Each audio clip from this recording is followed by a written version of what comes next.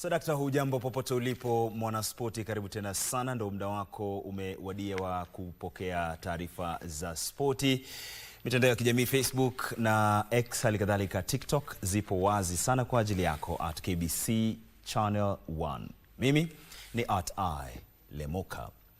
Kenya imetangaza kikosi cha wachezaji 12 kitakachoshiriki makala ya 57 ya Magical Kenya Open, huku nchi hii ikijiandaa kwa moja ya matukio makubwa zaidi katika kalenda yake ya michezo.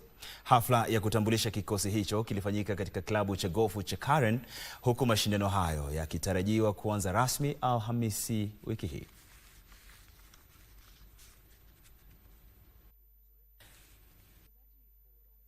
Jina chipukizi. Maafisa wanasema kuongezeka kwa ushiriki katika mashindano ya kikanda na kimataifa kumeimarisha utayari wa kikosi hicho kuelekea mashindano ya DP World Tour.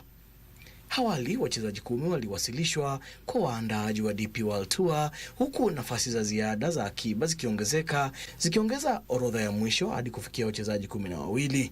Mashindano ya mwaka huu yatakuwa na jumla ya wachezaji 144 kutoka zaidi ya mataifa 30. Kenya ina idadi kubwa zaidi ya wachezaji katika ushiriki wa kimataifa, ikiwa na wachezaji 18, 12 wa kulipwa na 6 wa ridhaa.